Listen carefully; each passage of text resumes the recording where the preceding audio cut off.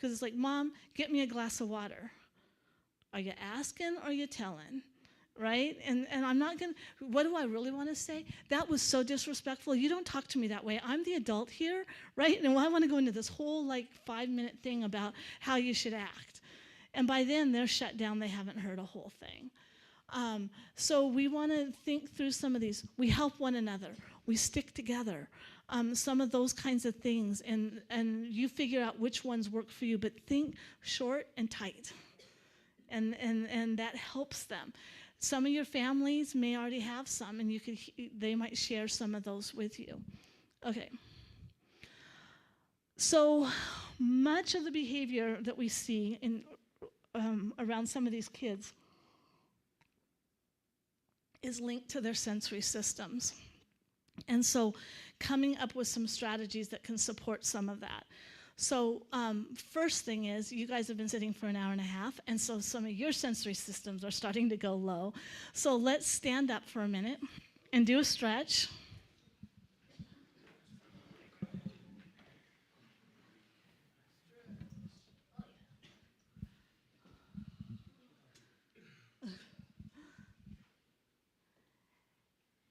And think about, as you're stretching, what's happening. Some of you are yawning. Some of you are taking big breaths of air. All of that's helping, right, regulate some of your sensory system. And you're like, okay, I can make it for another half an hour, right? And so we want to think about some of that for our kids as well. How do we give them some of the breaks within the context of what we're doing in the activities that we're doing? Okay, we can sit back down. In our sensory systems, there's the 5 senses that we tend to always think about, but the couple that I really want you to think about is your proprioceptive system. That's your heavy work. That's where your body is in space. If you need to stand, I'm fine if you stand in the back. That's where your body is in space. This is one thing I want you to remember. If in doubt, if you've got a kid with a behavior issue, if in doubt, activate their proprioceptive system. Because that system calms them down, but it also revs them up, okay? Hugs, great way to activate the proprioceptive system, right? Deep, right? And you get, one of the things we do at camp is we have a cup of soup, all right? It's in our hands, and we'll smell, and then we blow. That's your proprioceptive system around your mouth, but it also gets oxygen in, and it can be calming, but it also can be alerting, okay? So there's little things you can do, and we can teach you some more of those types of strategies. And then there's your vestibular system. That's your liquid in your ears. It helps you kind of move around, stay upright, okay? And here's the thing. We all have ways that our bodies respond in our sensory systems. So our vestibular system is the one that once that liquid in your ears is moving, okay, you got liquid moving in a glass, and then you stop, what happens? The liquid keeps moving.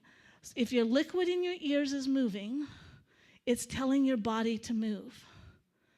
So if you've just done a really big and you've had great worship and you've been jumping up and down and all of these things, and you go into the Sunday school room and you tell them to sit down, they've still got a part of their body that's telling them, move, move, keep moving, right? And they've got to do that till it calms down.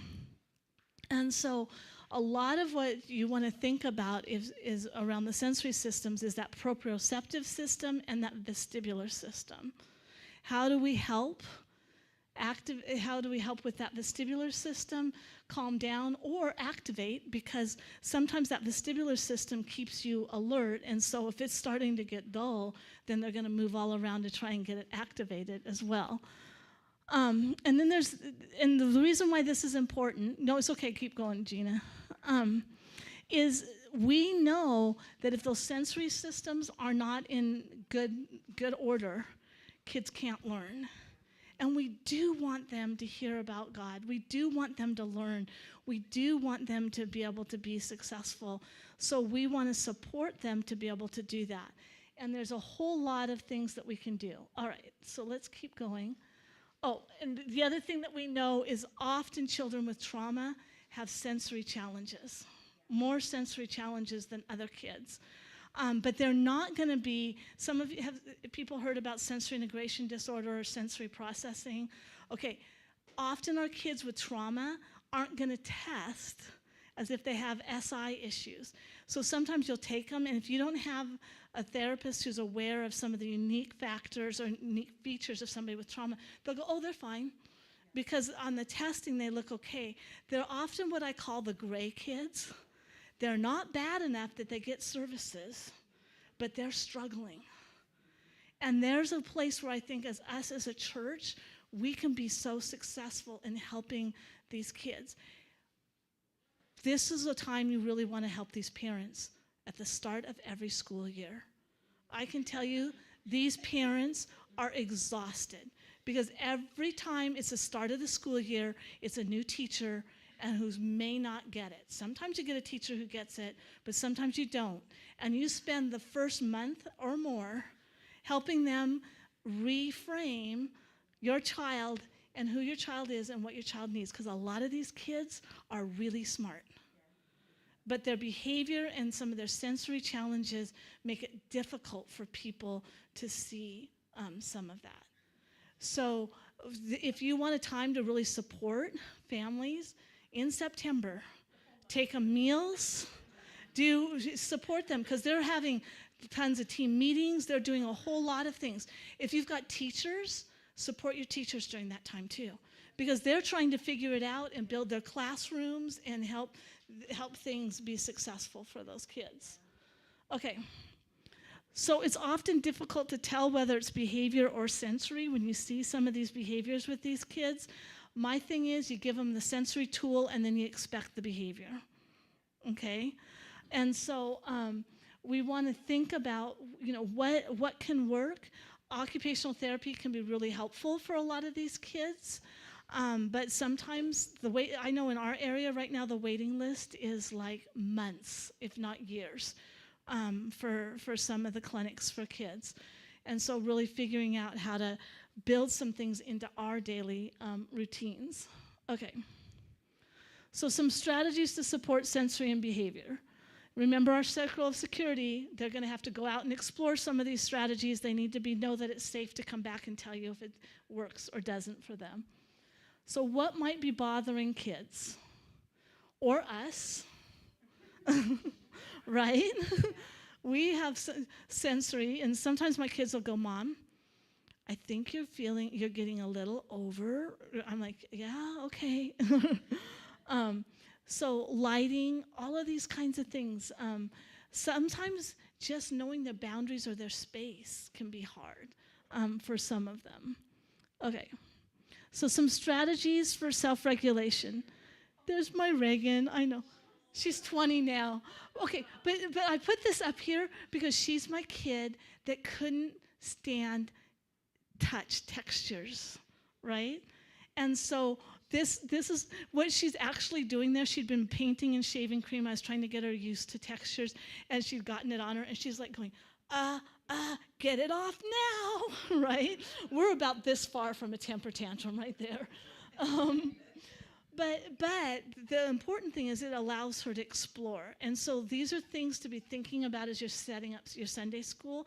Can you use some things like finger painting with shaving cream, writing a Bible verse in shaving cream helps give them some sense and some ways to explore and get those sensory systems going. One of the things I did one year, this was a while ago at camp, but we were working on memorizing Bible verses. So I wrote parts of the verses on balloons, and then when they came in, they blew up the balloons. So there's your proprioceptive system.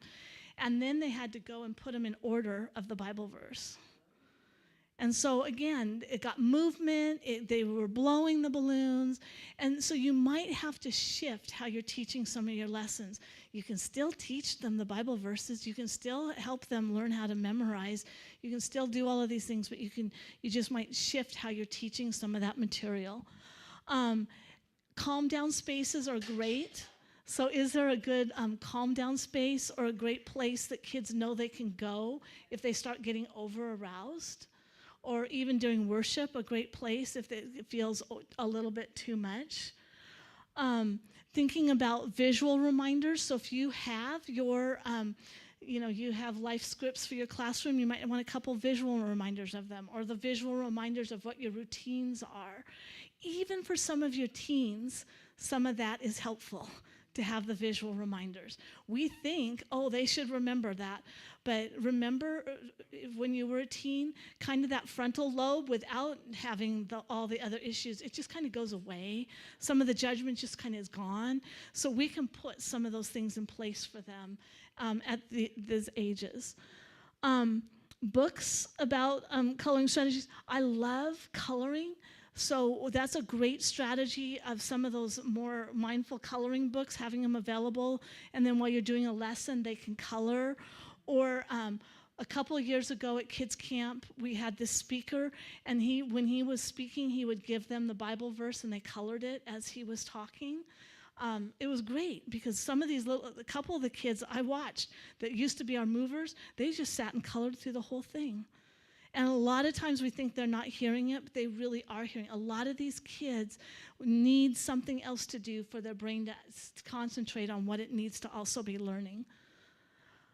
Think about some strategies for transitions that you can have. Is there always the same cue to transition out from worship if they're in worship? How do they transition within your classroom? First, then charts. First, we're going to do this, then we'll do that. Especially if you have a favorite activity, they're going to want to do that. Okay, well, first this, then that. Using some movement. So instead of we're all going to walk over to here, I want you all to crab walk over to here. So that if you do movement a little bit differently and get more of their body involved in the movement, that helps with that proprioceptive system. Okay, go ahead. Next slide. Thinking about that proprioception, and like I said, if in doubt, use proprioception. So Rebecca was having a hard time sleeping, and what she's sleeping under there is a weighted blanket that she made. She picked the material. She helped me with sewing it. She did all the math to figure out what weight of beads goes into each area. So there's a lot of things we can do to help kind of build learning, either scripturally or other life skills, in helping them have some of these tools. Other things to think about having with proprioception. This is a Huggimal. I can pass some of these around. These is a little bit different than some other weighted stuffed animals in that they're weighted and they're designed so they actually hug. Okay. Yes, we'll pass it around.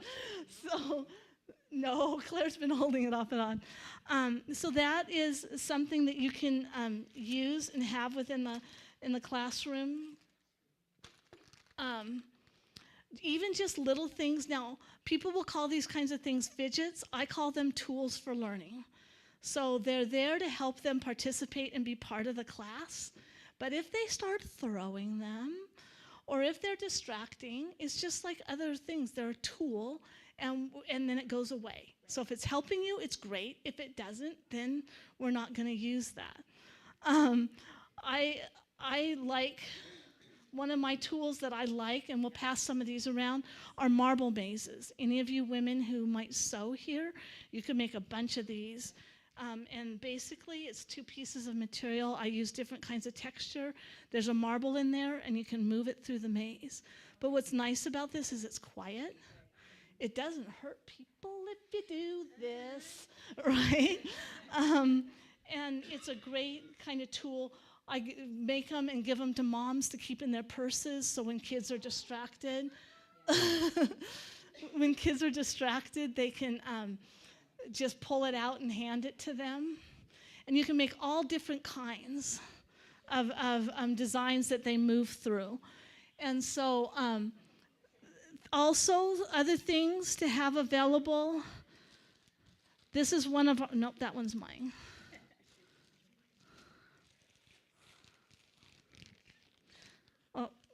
There's a whole bunch of things you can get, and you can have a tools for learning box just in your classroom that have little things that they can play with and have in their hands. Okay? So One of the things we're doing at our church right now, I just did some training, and we're making what we're calling sensory boxes for each classroom, so they just have some things that are available. And we had kids involved in helping us come up with what would be great things to have in their boxes. Okay, another one of my favorites. I love pipe cleaners. I don't know if I brought any. I don't see any. But I love pipe cleaners because kids can build with them. They're quiet. They don't make a lot of interruption, and they're not super loud. So yeah, Play-Doh. These little things of Play-Doh is another great thing that they can have in their hands and play with. So just think about little tools, little things that can be in their hands. I often, that little dollar area, or now sometimes a $1.25 area of Target, I'll kind of walk through that. And sometimes I can get some good tools. And then if they walk away with a kid, or if they get broken, it's not like I spent $10 on something. Okay. Obstacle courses is another great thing. You could build an obstacle course in your Sunday school classroom where they have to go through and find the Bible verses. Or you're doing a lesson on the journey of Paul. They go through to learn some of that. Okay? Think about motor movement and gross motor skills and including some of that in. Some of these kids have poor gross motor or poor fine motor skills. You want to think about that with some of your activities and how can you support them so they don't feel like, oh, okay, I'm supposed to do this coloring activity, but I can't. You might want to have it set up a little bit differently or figure out some ways to help them with that. Okay. Play is a great way. And so we do not play enough anymore in our society. Kids learn tons through play. So anyway, this is one of the reasons why I love being involved in camp, because camp is just like 1 week of play, right? But through that, we can reinforce who God is and how to learn, and we can reinforce Bible verses. And so I would encourage you to think about ways to incorporate play and playfulness into some of the activities that you're doing. And so the next series of slides, which I'm not going to talk through one by one because I want some time to think this through, but to really think about what did you think about with playing? What was fun? I mean, Disney talks about we kind of forget. But really think, and sometimes what we think is boring for kids is not. And so we have to kind of bring out our inner child and our playfulness instead of expecting them to, well, we played for 5 minutes, now we're done. But really, how can we build some of that in? Okay, we can go through. So there's some quotes on play and the importance of play, and we can just keep going. Go ahead, keep going. And some benefits. We know that play helps with brain development. We can keep going.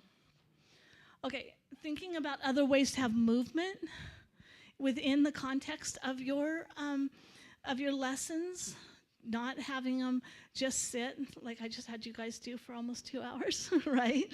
But how do we build some movement in? What are some things you can do? I love that you guys have a Gaga ball pit out there. I mean, and I've driven by here and I've seen the kids out there doing that. They're off their technology, they're playing, they're interacting. That's how they're going to learn. And those are the things that if we can bring some of that in. And when I go by here, unless they're hiding it really well, I don't see a lot of kids out at that Gaga pit with their phones out and stuff. They're engaged in Gaga ball. And so what are some things we can do to help build some of that for kids? Okay. And then tying in with this, these kids, a lot of these kids have challenges with what we call executive functioning. So you may have to step out how to do an activity for them. Because if you say, we're going to do this, and you say, we're going to learn about the life of Paul and the journey of Paul, and on this worksheet are the first 5 steps, and I want you to list them out. You've lost a kid with executive functioning challenges. And so you might have to break it down a little bit more for them, or you might have to give them a little bit more cues on what you want or need to have done. So thinking through some of that, you can keep going. Because executive functioning impacts their organization and their processing. So that means they may know what to do, but they might need a little bit longer to get started. But if they're taking longer to get started, you're like, come on, Rachel, get going, get going. Every time you interrupt her processing, she's back to step one. What was I supposed to do? You're still like that, yeah. So we want to think about and some of that as you're thinking some of this through. Okay, keep going. And here I put some signs of executive functioning challenges just so you guys can refer back to that. You're like, why does this kid have a hard time getting started on a task? It might be executive functioning. Or why is this kid so disorganized? Might be executive functioning. Here's some things, well, you can go back. A couple pictures I just wanted to point out. Think about and talk with parents about how to incorporate some of that play and executive functioning in. And, and I put the paddleboard with Rebecca doing handstands on a paddleboard because she's like, I'm going to go out and do handstands on the paddleboard. This is when we first had it. I'm like, I don't know if that's safe. And she's like, Mom? And she's out there. So part of the play and part of all of this is letting them try some of these. I'm like, what's going to happen? She's on the water. She's on a paddleboard. If she falls in the water, right? So we need to allow for some risk with some of these kids as well. Okay, some other things to think about as you're working through this is your space, your environment. If it's super busy, like I love it. Our Sunday school at the church where I go, they just did all these themes and these paintings in their Sunday school room, and they look great and they're beautiful. And for some of our kids, I'm like, to the Sunday school teacher, I'm like, you might want to have like a piece of material, and if you've got a kid that gets distracted really easily, you might need to cover that up. Because some of their paintings even have things hidden in it and all of these things. If it's too visual, they're going to be so into that they can't hear what we're trying to help them learn. And so thinking about your space and how you set up your space, and I'm not saying don't do the wonderful paintings and stuff, but also then think about how you're going to support a kid if that's challenging for them. How are you going to get information from parents? They're going to be your best resource. So if you know you've got a parent with a child on the spectrum or a child with sensory issues, I would figure out and have a way that you gather some information that helps you so that you can work well with them. Here's some things to think about in designing spaces and thinking about just, what do you want your spaces to look like? Sometimes it's nice when you're in a smaller space like this because you don't have like as big of flexibility, which is sometimes really nice. So, okay. Coming back to you can't do it all. So thinking about, again, where are you guys going to start? What are you guys going to do? And I think we should be about at questions. Oh, think about your gatherings. These are just some, what might be challenging. How can you support yourself and others? I know I started that at the beginning. I want to end with talking about that. You've got to make sure you're supported. Your sensory systems are supported. Some of your needs are supported as well. And then I always mention this. There is what's called restraint collapse. And if any of you have had kids, even if you've had a kid that doesn't have a challenge in one of these areas, you've experienced restraint collapse. They hold it together, they're great here, and they go home and everything just falls apart because they've worked so hard to hold it together here. So as a church, what we want to do is prevent restraint collapse. We want to provide support enough so that these kids can be successful here and go home and be successful. Okay. I love this quote. Either we spend time meeting children's emotional needs by filling their love cup, and that includes sensory and some of these other needs we've talked about, or we'll spend the time dealing with behaviors caused by their unmet need. Either way, we're going to be spending time. And so I'm always like, how can we figure out to be proactive so that we don't have to be reactive? Okay. I always have to show this. This is my dream desk. This is what I want. And I do that because we all have this inner piece of us that wants to play or do something. And so recognizing some of that, because sometimes our society says, oh, you're an adult, now you just march forward. But we need to be able to engage and have play and do some of these other things that we're talking about for these kids. All right, how's that for a fire hose? And we have about a little over 5 minutes for if there's any questions or anything.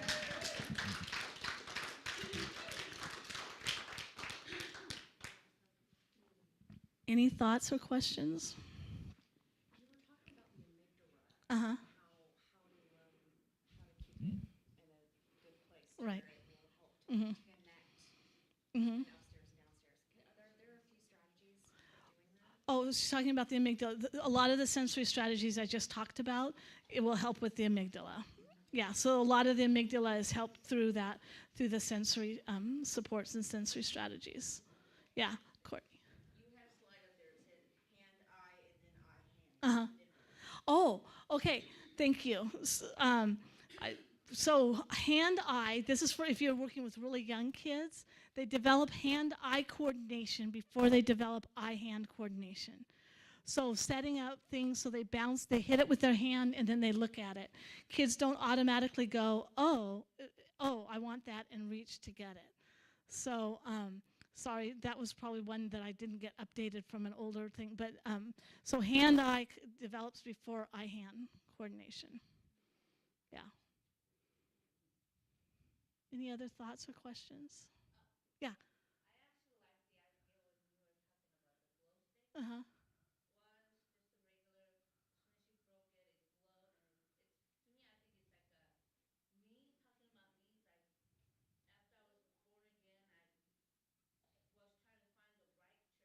Mm-hmm.